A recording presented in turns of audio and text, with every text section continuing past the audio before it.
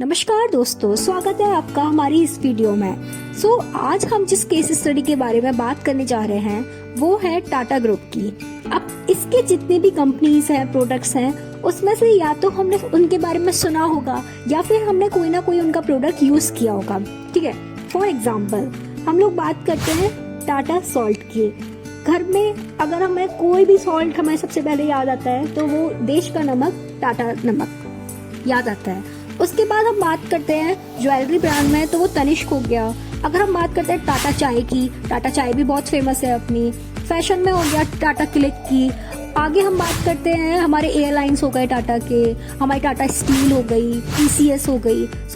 आप लोग देख रहे हैं हर फील्ड में टाटा ने अपनी एक पोजीशन जमाई हुई है।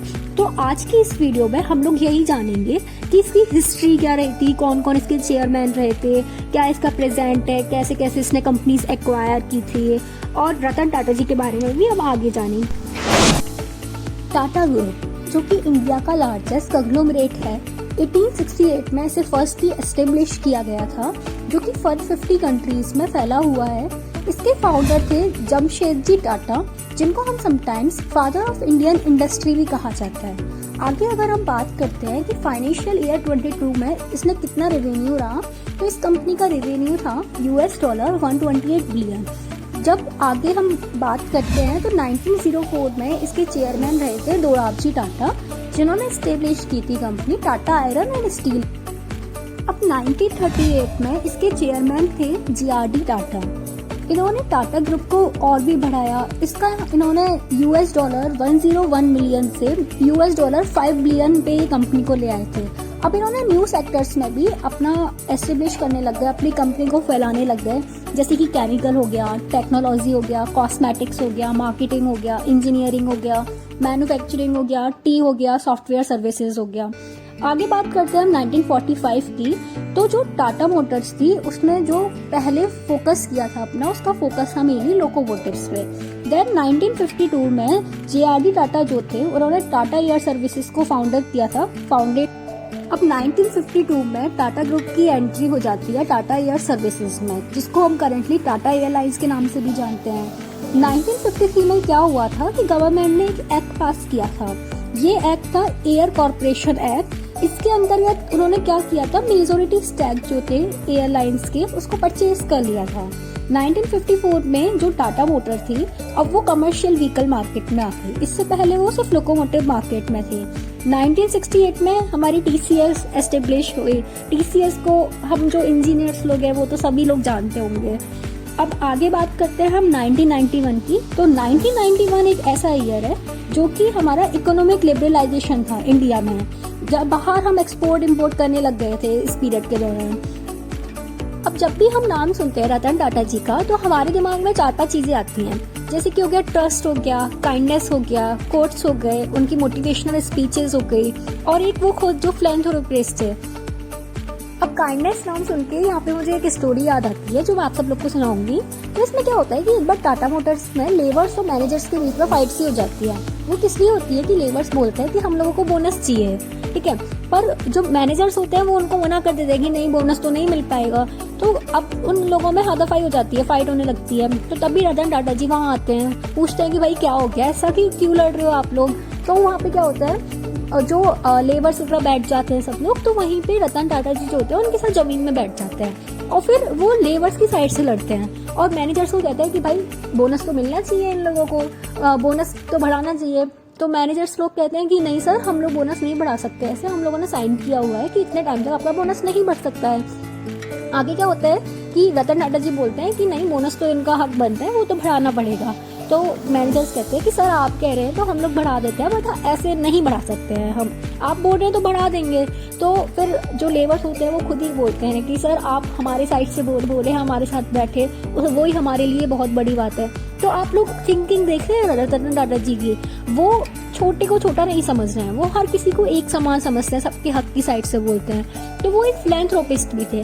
अगर वो जो भी नीडी पर्सन रहता था, जिसको ज़रूरत है पैसों की, उसको हेल्प करते हैं। आपने सुना होगा कि रतन टाटा जी अपना कितना पैसा डोनेट करते हैं। वो डोनेट करते हैं कोई भी कंपनी, जैसे रिसर्च सेंटर में हो गए या फिर हेल्थ सेंटर में हो गया, तो ये काफ़ी सारे सेक्टर्स हैं जिनमें वो डोनेट करते हैं। अब कोट्स की बात करी थी हमने, तो इनका एक कोट है जो बहुत अच्छा है, तो वो मैं आपको सुनाना चाहूँगी। Take the stones people throw at you and use them to build a monument. ठीक है, तो अब हम आगे बात करते हैं, अब हम आगे मूव करते हैं 2008 की तरफ। अब इस वक्त क्या हुआ था, उन्होंने जैगुआर एंड लैंड रोवर उन्होंने एक्वायर की थी। अब 1991 से 2008 तक इसमें क्या हो रहा था कि जो टाटा ग्रुप थी वो कई सारी कंपनीज को एक्वायर कर रही थी। तो क्या हो रहा था, जैसे हमारी टेटली हो गई, हमारी कोरस हो गई, ये हो गई land rover and Jaguar and land rover, तो ऐसे करके काफ़ी सारी कंपनी थी। इस बीच में 1991 में सोशलिस्ट से कैपिटलिस्ट बन रहा था हमारा जो देश था। अब जब रतन टाटा जी ने नैनो कार लॉन्च की थी तो उन्होंने एक कहानी सुनाई थी।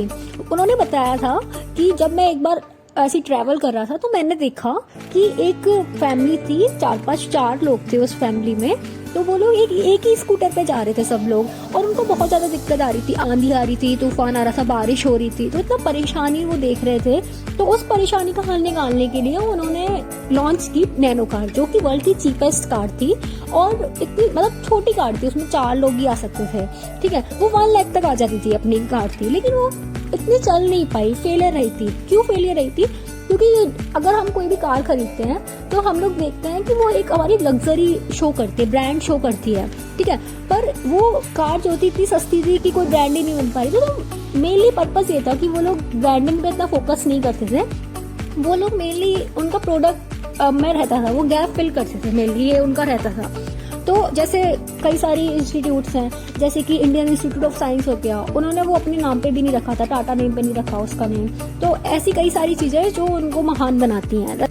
रतन टाटा जी को कई सारे अवार्ड्स भी मिल चुके हैं, जिसमें उन्हें 2000 में पद्म भूषण अवार्ड मिला था, 2008 में उन्हें पद्म विभूषण अवार्ड मिला था, जो कि सिविलियन अवार्ड्स होते हैं, तो ये भी उन्हें मिल चुके हैं। तो वो काफ़ी बड़ी बात हो जाती है कि वो कितने काइंड इंसान थे, कितने ट्रस्टवर्दी उनकी पूरा इन्वायरमेंट है उनकी कंपनी का।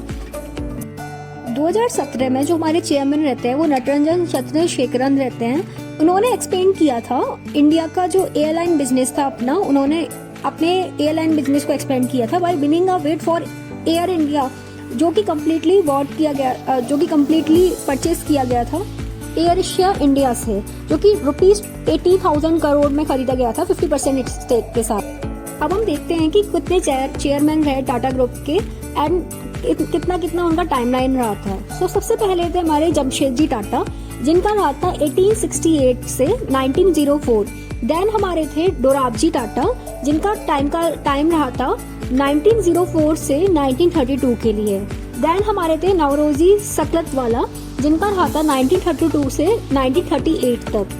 फिर हमारे थे JRD टाटा 1938 से 1991 तक। देन हमारे रतन टाटा जी 1991 से 2012 तक। देन साइरस मिस्ट्री जो 2012 से 2016 तक रहे थे। काफी लोगों के मन में एक सवाल भी रहता है कि रतन टाटा जी ने कभी शादी क्यों नहीं की।